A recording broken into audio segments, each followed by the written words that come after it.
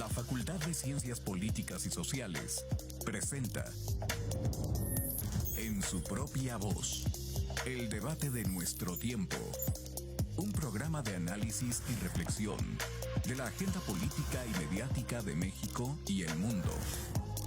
Con Marta Gloria Morales Garza, Efraín Mendoza Zaragoza, Marcela Ávila Egleton y Antonio Flores González. Comenzamos.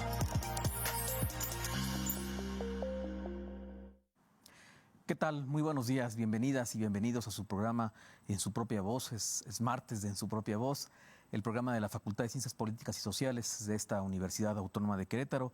Le agradecemos mucho su presencia por vernos en la televisora universitaria, en el canal 24.1 de televisión abierta, en los diferentes sistemas de cable, o escucharnos en Radio Universidad por el 89.5 de FM, en las diferentes plataformas también donde puede usted ver la repetición de este programa, ya sea en Facebook, en YouTube.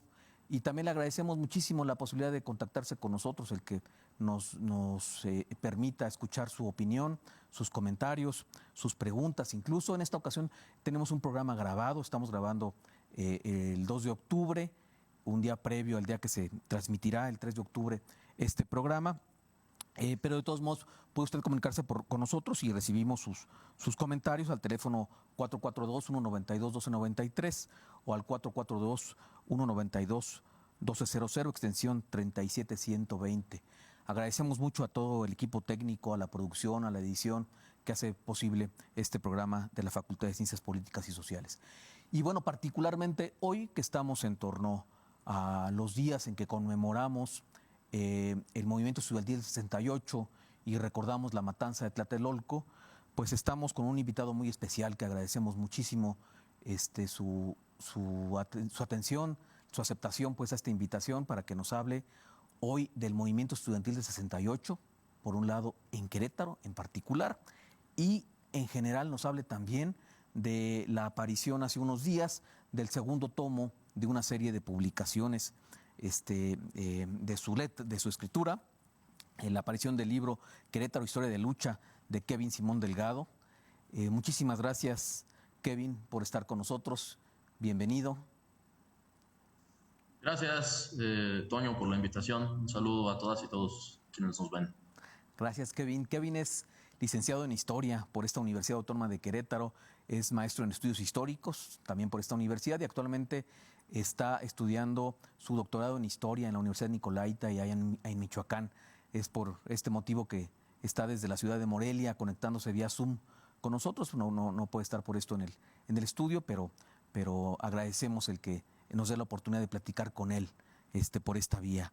Kevin, pues muchísimas felicidades por este segundo tomo de una serie de obras, que el primero de esos libros salió en el 2019, que se llama Querétaro en pie de lucha, donde reseñas sobre todo ese Querétaro y las luchas sociales en los 30, 40, 50, pero también los movimientos estudiantiles, el logro de la autonomía universitaria, el movimiento de los normalistas en los 80 y de algo que vamos a hablar un poquito más adelante en particular para este programa y para esta fecha, que es qué pasó en el movimiento estudiantil del 68 en Querétaro. Y este segundo tomo de 3 que van a ser, que esperemos que pronto aparezca el tercero, que no pasen tantos años como pasaron entre el primero y el segundo. Este segundo tomo, que es Querétaro, Historia de Lucha, Izquierdas y Luchas Sociales en Querétaro, un libro interesantísimo que en la semana antepasada se presentó acá en nuestra universidad, un libro que a lo largo de 9 capítulos nos habla de 3 temas, diría yo, en general: el tema de los movimientos armados socialistas en Querétaro, que ahorita te vamos a preguntar si hubo eso, y en qué medida; el tema de las luchas obreras y del charrismo sindical acá en Querétaro, y pues un amplio recorrido por diferentes partidos de izquierda en la historia queretana del siglo XX, ¿no? Desde el Partido Comunista Mexicano hasta el Partido de la Revolución Democrática. Y sobre esto queremos empezar, Kevin, si así te parece, primero hablar sobre este primer tema de este libro que acabas de presentar. Movimiento Armado Socialista en Querétaro. Muy poca gente ha oído hablar de esto, se desconoce, es parte de la de la otra historia de Querétaro, ¿no? La historia no oficial de Querétaro. ¿Hubo movimiento armado en Querétaro en el siglo XX? ¿En el más contemporáneo, en las últimas décadas del siglo XX? Bueno, primero que nada, gracias por la felicitación.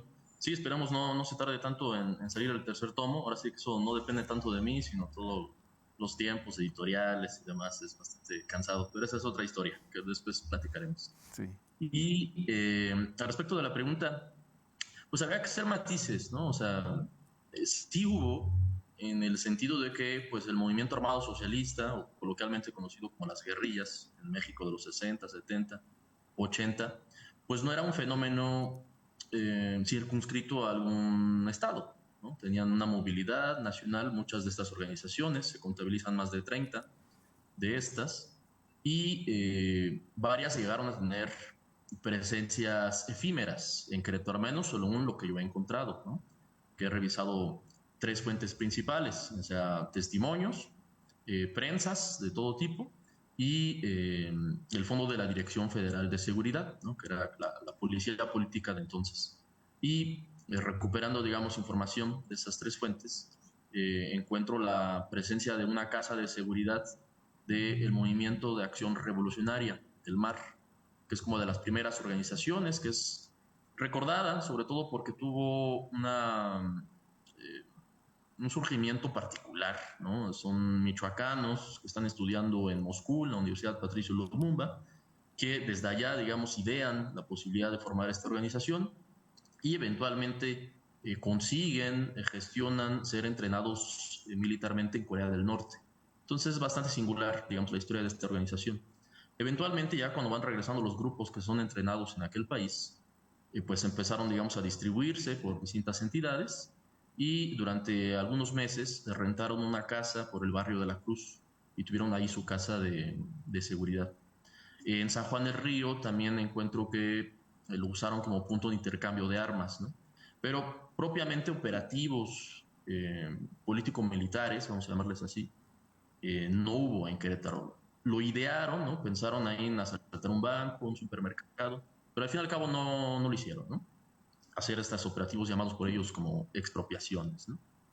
La Liga Comunista 23 de septiembre también tendrá, digamos, apariciones efímeras, pero una vez más sin llevar a cabo algún operativo. Y hay dos casos, digamos, singulares, para decirlos así en términos muy breves, que sí tuvieran, digamos, mayor vínculo, digamos, con la entidad. Uno es que en San Juan del Río es la ciudad de origen y de los primeros estudios de dos militantes que eventualmente participarán en el Frente Urbano Zapatista. De hecho, lo van a fundar en la Ciudad de México. Estoy hablando de dos hermanos, Carlos y Rigoberto Lorenze, originarios de la entidad, y que van a participar, digamos, directa, abiertamente y profundamente en este movimiento. Pero una vez más, su participación pues no tiene una raíz cretana, por así decirlo, ¿no? O sea, es decir, no llevan las operaciones aquí en la entidad. Aquí en la entidad, entre, digamos, algunos otros matices que se van a ir dando, el único, entre comillas, grupo que tiene una acción que es muy recordada sería la de el Partido de los Pobres Inconformes de la Sierra y de Querétaro, que llevan a cabo un secuestro, ¿no? de un niño, eh, y que bueno, es un tanto difícil determinar, pues de entrada si eran un grupo en total, o digamos en general, o nada más era un individuo. Es difícil determinar una ideología socialista clara, ¿no? Lo cual los dejaría, digamos, fuera del marco del movimiento armado socialista, ¿no? Pero digamos que en ese marco general de movilizaciones sociales y de acciones radicales que se estaban tomando en la década de los 70, me parecía interesante problematizar con la existencia de este grupo y de este acto que se llevará a cabo, si mal no recuerdo, en 1973. Entonces, digamos que de distintos modos hago esta reconstrucción del impacto del movimiento, la cual muchas veces es más bien indirecto, ¿no? De rumores, cosas que se decían, cómo la gente opinó, ¿no? Al respecto del movimiento, un tanto como para romper la hipótesis o la idea que en muchos espacios aún se mantiene de que el movimiento armado socialista nació y murió solo, ¿no? Así como que sin interés de la gente, sin ningún vínculo con ningún sector, lo cual es falso, ¿no? Sí llegaron a tener un posicionamiento en el debate público, ¿no? Así a nivel general, y por supuesto que en Querétaro se debatió al respecto. También nos comentas en el libro, abordas en el libro la experiencia de dos exmilitantes, de Clisario Gaeta y de Julio Melchor, y una historia muy interesante también, y creo que digna de mencionarse pues en este programa también, y que tiene que ver con la historia ya del Partido Comunista Mexicano, pues de la desaparición forzada de un líder sindicalista, precisamente también en San Juan del Río, un trabajador de la Kimberly Clark, miembro de este partido, el Partido Comunista, Arnulfo Córdoba Lustre, en 1981. Si nos quieres comentar un poco de este caso, por favor.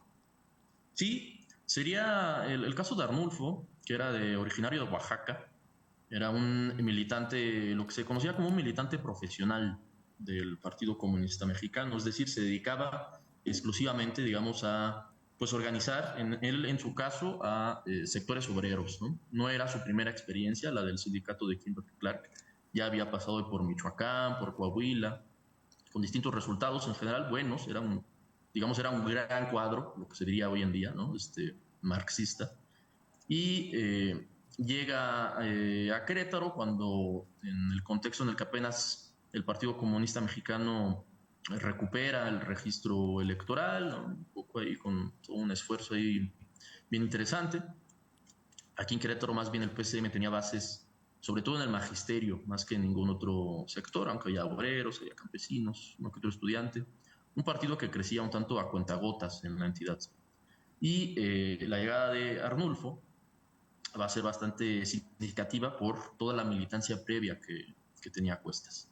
Él intenta organizar un paro del sindicato cuando apenas se está construyendo la fábrica mencionada allá en San Juan del Río, y este paro se lleva a cabo, participan cientos de obreros, ¿no?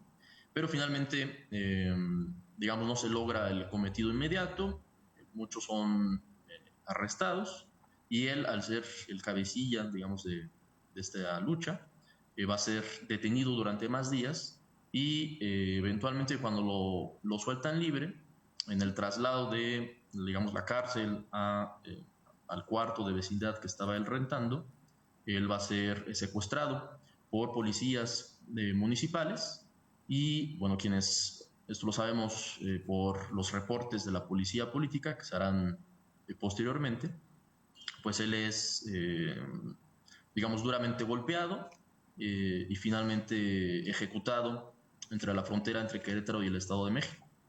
Tiran su cuerpo en el Estado de México. Están las fotografías, de hecho, pues ahora sí que de su cadáver, tanto en el arroyuelo donde lo echan como en la morgue. Estas fotografías se pueden ubicar en el Archivo General de la Nación, las cuales yo pude ver brevemente, digamos, brincándome ciertos candados y leyes entonces vigentes de acceso a cierto material reservado, pero de que están las fotografías las últimas fotografías de Arnulfo, y el informe hecho por la policía política concluyen que es la policía municipal, incluso dan los nombres, digamos, de los policías que se convierten en asesinos, quienes le quitan la vida a Arnulfo. Y es la única desaparición forzada que yo he identificado en Querétaro en el marco de la Guerra Sucia. ¿De la Guerra Sucia? Y digo sí, en el marco de la Guerra Sucia. Y digo desaparición forzada porque nunca entregaron los restos de Arnulfo a sus familiares. Entonces, o sea, hubo una doble ahí desaparición. Pero el documento es claro, ¿no? Pues señalan que fue asesinado, dónde fue localizado, en fin, todo fotografiado y toda la cosa, pero nunca entregaron los restos. Por ende, su condición hasta la actualidad es de que está desaparecido. Desaparición forzada. Es trabajador de Kimberly Clark en San Juan del Río, de la empresa de Claudio X González, ¿verdad? Del padre del actual actor político muy trascendente pues en nuestro país. Vamos a dar un salto al 68, porque quiero que nos platiques precisamente qué pasaba en Querétaro en torno al 68. La década de los 60 en México, bueno, marcada por movimientos sociales, en torno al 68 en el mundo, no solamente en México, pues una serie muy importante de movimientos estudiantiles en particular en diferentes países, en Estados Unidos, en Alemania, en Francia, en Checoslovaquia, en Sudamérica también. Y el movimiento estudiantil en México, pues que va a ser muy importante. Pero parece ser que en Querétaro no pasaba nada, o a lo menos no se recoge mucho de la historia de lo que acontecía en nuestra ciudad, en nuestra universidad en particular. ¿Qué pasa? ¿Cuál es el papel de los universitarios queretanos en el 68? ¿Cómo participan o no en este movimiento, Kevin? Participan parcialmente, ¿no? Como ocurre con cualquier movimiento social, pues no es que se sumen de manera homogénea todas y todos los estudiantes, ¿no? Están, digamos, los que sí participan activamente, están los que participan activamente pero en contra, ¿no? Y está, digamos, la gran masa indiferente, ¿no? Como ocurre con cualquier coyuntura en realidad. Pero es notorio que quizá no se destaque tanto en la gran bibliografía sobre el 68, que en realidad la participación de las universidades estatales, digamos, me refiero a las públicas de cada estado, pues están un tanto en un papel secundario, ¿no? Creo que habría que reubicar el 68 de la Ciudad de México en un marco nacional, pues, más incluyente, ¿no? Sí. Porque el 68 de la Ciudad de México se construye con base en movimientos estudiantiles previos de otras entidades, ¿no? Ahí va a alimentarse la organización del Consejo Nacional de Huelga, el pliego petitorio, distintas experiencias se van a generar fuera de la Ciudad de México. Va a estallar todo, digamos, lo principal, ¿no? Lo más llamativo en la Ciudad de México, eso es cierto, ¿no? Sigue siendo el epicentro del 68, pero me parece que hay otras experiencias previas que que si las tomáramos en cuenta, enriquecerían bastante la comprensión de esto que llamamos el movimiento estudiantil popular del 68. En el caso de Querétaro, sí, en Querétaro perdón, hay una marcha, ¿no? El 9 de agosto del 68, ¿no? es correcto, es Ajá. correcto. ¿Quién Hay la una participación inmediata de los estudiantes universitarios, era lo que quiero destacar. Eh, las noticias o la información, si bien sesgada, difícil a veces de conseguir de lo que estaba ocurriendo en la Ciudad de México, llegaba de una forma u otra, ¿no? Y a veces hasta por los medios oficiales o tradicionales y comerciales, ¿no? Inmediatamente que estalla el movimiento en la Ciudad de México, se empieza a conocer aquí en Querétaro. Hay, por los vínculos previos que señalo, relaciones y contactos de los estudiantes del Consejo Nacional de Huelga con estudiantes universitarios y normalistas de prácticamente todo el país. Entonces, inmediatamente empezaron a brigadear, ¿no? Hasta a buscar estos contactos y llegan a Querétaro y hacen mítines al interior de la universidad. Nada público, no hubo, digamos, un mítin callejero hasta esta marcha que bien señalas del 9 de agosto de 1968. Tempranamente, digamos, en el movimiento, lo cual también es significativo, que las y los estudiantes universitarios pues hacen, digamos, un paro activo, ¿no? de un día, marchan de la universidad al Jardín CNA. Entonces la universidad, recordemos, era solo el edificio de lo que es ahora hoy la Facultad de Filosofía, ¿no? Y, o sea, fue una marcha pues, relativamente pequeña. pequeñita, breve? Sí, sí, muy corta, ¿no? Muy breve, exacto. Hay un meeting ahí en el kiosco, pero es muy llamativa la reacción, digamos, de la sociedad en general, pues un tanto espantadas, ¿no? Con este mito que les habían venido vendiendo los medios, de que los estudiantes eran saqueadores de negocios y solo querían ver el mundo arder o cuestiones por el estilo, ¿no? Entonces, sí hay una respuesta de los estudiantes. He localizado a varios estudiantes que participan en mítines y marchas en la Ciudad de México, es decir, hay una constante movilidad. Y aquí en la ciudad de Querétaro, pues hay brigadeo, hay volanteo, hay estudiantes arrestados que son inmediatamente liberados, pero digamos es también llamativo cómo el Estado se descoloca, digamos, ante el movimiento. Intentan frenarlo de golpe, incluso está la orden directa por parte del secretario de Gobernación, Luis Echeverría, de frenar todo, entre comillas, mitote estudiantil en cualquier entidad, ¿no? Costara lo que costara, ¿no? Entonces empiezan a cerrar las líneas de contacto, se empieza a hacer muy difícil por parte de jóvenes estudiantes de moverse a la Ciudad de México, a tal grado que en los días previos al 2 de octubre, la gran matanza que se conmemora ya 55 años después, hay todo un operativo en torno a la Ciudad de México para evitar que llegaran autobuses a la Ciudad de México, sobre todo de universitarios, donde pues observaran que hubiese estudiantes. Y pues bueno, es como otro elemento del operativo, de la celada, ¿no? De la encerrona que les iban a colocar. Había estudiantes de Querétaro que iban a ir a la marcha al mitin, que también iba a ser marcha del 2 de octubre. Al final, como sabemos, la marcha no se realizó. Pero ellos muy temprano en la mañana les impidieron el paso allá por Palmillas y los regresaron a Querétaro, ¿no? ¿Eran estudiantes? Hay relaciones. Sí. Qué bien, ¿eran estudiantes de la Federación o la Federación participó de alguna manera, la Federación de Estudiantes Universitarios, la FEUC, o eran estudiantes fuera de esta organización que se movilizaban? Pues más bien fuera. Si bien en ese momento no había ninguna escuela que estuviese sin federar, ¿no? Las escuelas no federadas surgirán después, pero digamos que las actividades de brigadeo y volanteo que te señalo, y o los estudiantes que también iban a la Ciudad de México, pues más bien no tenían una participación directa en la FEUC. La FEUC, si bien va a respaldar de momento la marcha del 9 de agosto, posteriormente se vieron muy cautos, ¿no? Los acusan de haber sido un tanto timoratos con la situación y llevársela con más calma sin buscar asociarse más con el Consejo Nacional de Huelga ni, digamos, llevar a cabo un paro en la universidad. Entonces, yo diría que más bien en el balance fueron estudiantes fuera de la federación más que los de. Sí, Kevin, estamos por cerrar, pero quisiera preguntarte cuál fue la reacción de los propios estudiantes y de la universidad ante la matanza del 68 y cerrar con esta pregunta que tú haces en tu libro, precisamente si el movimiento fue para Querétaro un semillero de líderes políticos y del movimiento estudiantil. Sí, es también divergente la reacción que se observa al respecto de la matanza en todos los sectores oficiales, donde también estaba la rectoría, ¿no? Digamos, de la UAC, ¿no? Y muchos de los profesores, que eran a su vez pues, militantes del partido en el poder, en fin, pues cierran filas, ¿no? Y abrazan el discurso oficial en torno a lo ocurrido, diciendo que fue pues una bronca entre estudiantes, ¿no? Un chafarrancho ahí que ellos mismos provocan entre estudiantes radicales contra estudiantes no radicales, y le limpian las manos al gobierno, ¿no? En dado caso dicen, pues qué bueno que el gobierno usó la mano dura porque pues, ya estuvo con esos chamacos, ¿no? Entonces, digamos, hay un bloque bastante sólido en la universidad que se pone a favor de la postura gubernamental.